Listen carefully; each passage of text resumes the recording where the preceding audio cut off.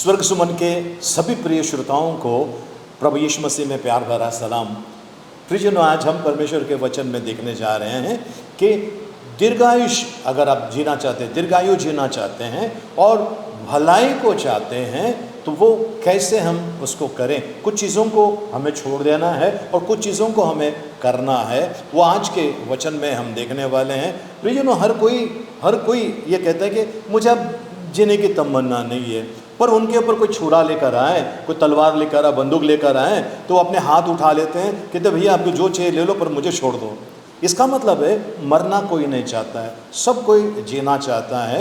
अगर जीने की आशा है, तमन्ना है तो आपको और मुझे कुछ चीज़ें करनी चाहिए। चलिए हम परमेश्वर के वचन में चलते हैं प्रियजनों जी। 34 अध्याय भजन संहिता पुराने नियम में 34 अध्याय उसका 12 से 15 वचन तक हम मनन करने वाले हैं। पहला 12 वचन लेते हैं जी। वह कौन मनुष्य है जो जीवन की इच्छा रखता और दीर्घायु चाहता है ताकि भलाई देखे। दीर्घायु चाहता है ताकि वो भलाई देखें जी। ऐसा कौन व्यक्ति है? हम में से हर कोई है, पर ऐसा अगर चाहते हैं तो करना क्या है जी। 13 वचन, अपनी जीभ को बुराई से रोक रख। पहला चीज, अपनी जीभ को बुराई से रोक रख और अपने मुंह की चौकसी कर। अपनी मुंह की चौकसी कर, क्योंकि इसी से ही बहुत सारी बातें निकलती है जो हमें चंगा कर सकती है, बीमार कर सकती है, जो हमें स्वर्ग में लेके जा सकती है, नरक में लेके जा सकती है। अपने मुंह को कंट्रोल रखना है। मत्ती रचित सुसमाचार उसका 12 अध्याय उसमें लिखा हुआ है, प्रियजनों, तेरे मुंह से निकले हुए शब्द के द्वारा तू दोषी या निर्दोष ठहराया जाएगा। तो प्रियजनों, परमेश्वर का वचन जब ऐसा लिखा हुआ है तो आपको और मुझे ध्यान देना बहुत ज़रूरी है। मुंह की चौकसी करने के लिए कहता है, पहला कहता है कि अपनी जीभ को बुराई से रोक के रखना, दूसरी अपनी मुंह की चौकसी करना ताकि कोई उसमें से बुराई ना निकले। तीसरी चीज़ कहता है 14 वचन में, बुराई को छोड़ दे। थोड़ा सा रख ऐसा नहीं कहता है, छोड़ने के लिए कहता है। छोड़ना मतलब पूरी तरह से छोड़ देना है, पूर्ण रीति से छोड़ देना है। बुराई को छोड़ और भलाई कर। बुराई को छोड़, उसके बदले में भलाई करना शुरू करना है जी। मेल को ढूंढ और उसी का पीछा कर। मेल मतलब मेल मिलाप, शांति का काम करना है। प्रियजनों, आज आपको और मुझे ये बहुत ज़रूरी है, बुराई को छोड़ना है। बुराई को छोड़ना है, बहुत ज़रूरी है, बुराई को छोड़ना है। ठीक है, आगे चलते हैं हम 15 वचन में चलते हैं।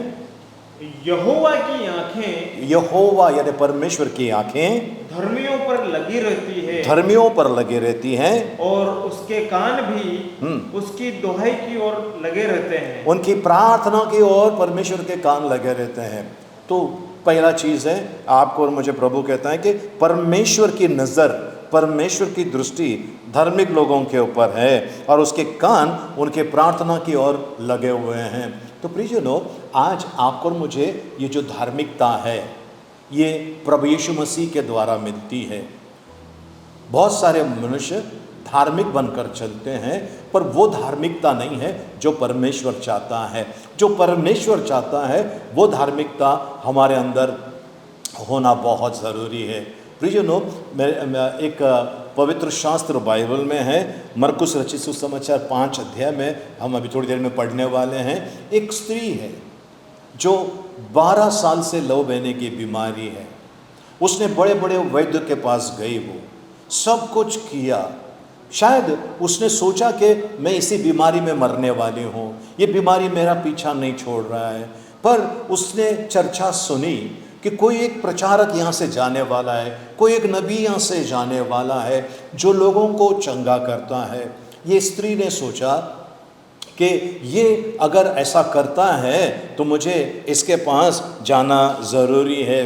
फिर किसी ने शायद इनको बताया होगा कि वो भला है, वो प्रेमी है, वो लोगों को चंगा करता है, अंधों को आंखें देता है, जिनको पैर नहीं उनको वो चलने लगाता है, मुर्दों को जिलाता है वो, लोगों का हृदय परिवर्तन करता है वो, और लोगों के जीवन में वो अद्भुत काम करता है, परमेश्वर का सच्चा और पवित्र वचन देता है। शायद ये उस स्त्री ने सुनी होगी। अब इसके अंदर वो एक तमन्ना जाग गई कि मुझे वो दीर्घायुष्य चाहिए, मुझे वो अच्छा आरोग्य का जीवन चाहिए, मुझे ऐसा जीवन चाहिए कि मैं अंत तक, बुढ़ापे तक मुझे कोई भी प्रकार का तकलीफ ना हो और मैं भलाई को देखूं, उन्नति को देखूं, अपने जीवन में छुटकारा को देखूं। ये सोचकर ये स्त्री जो है ये भीड़ में से यीशु मसीह के पीछे पीछे चले गई। पवित्र शास्त्र बाइबल में लिखा है, नया नियम के अंदर मरकुस रचित सुसमाचार 5 अध्याय उसका 27 वचन में इस तरह से लिखा हुआ है। जी, यीशु की चर्चा सुनकर, देखिए लिखा है चर्चा सुनकर, उन्होंने चर्चा सुनी। क्या सुनी? वो अच्छा है, भला है, चंगा करता है, छुटकारा देता है, मुर्दों को जिलाता है, और जो मैंने थोड़ी देर पहले बताया आपको, ये सारी बातों की चर्चा उसने सुनी। जी, भीड़ में उसके पीछे से आई और उसके वस्त्र को छू लिया। भीड़ में से वो आए, उसके पीछे आकर उसके वस्त्र के छोर को छू लिया और उसको महसूस हुआ उसके अंदर चंगाई आ गए, लहू बहना बंद हो गया। तब प्रभु यीशु मसीह ने घूम कर देखा और कहा, किसने मुझे छुआ? तब चेलों ने कहा कि प्रभु इतनी सारी भीड़ है, इतने लोगों ने छुआ है। बोला, नहीं, किसी ने विश्वास से मुझे छुआ। तब ये औरत जो स्त्री जो है घबराते हुए यीशु मसीह से कहा, उसने अपनी स्टोरी बताई। प्रभु ने कहा, बेटी जा, तेरे विश्वास ने तुझे चंगा किया। इसका मतलब इसने जो चर्चा सुनी थी बिल्कुल सही सुनी थी, इसको महसूस हो गया, इसके अंदर से लहू बहना बंद हो गया और प्रभु ने कहा, जा बेटी। यानी अब तक जो वो जीवन उनका था बहुत निराशा का जीवन था, लेकिन अब उनको एहसास हुआ कि मुझे यीशु मसीह ने जीवन दिया है।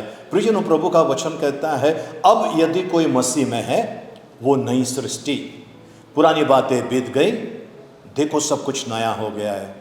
क्या आप अपने जीवन में कुछ नयापन चाहते हैं? प्रियजनों, दीर्घायुष्य जीना चाहते हैं और भला देखना चाहते हैं अपना और अपना परिवार का, तो आपको प्रभु के पास आना है। वो यीशु मसीह शीघ्र आने वाला है, उसके पहले आप आइए प्रभु के पास।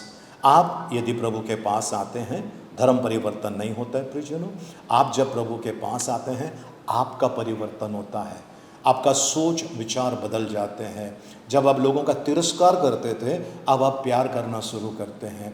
जो आप लोगों की निंदा करते थे, अब निंदा करना बंद कर देते हैं, क्योंकि प्रभु चाहता है कि हम अगर दीर्घायु से जिए और अच्छा आरोग्य में जिए और भलाई देखना चाहते हैं, उन्नति देखना चाहते हैं, तो हमें इन चीज़ों को छोड़ना बहुत ज़रूरी है।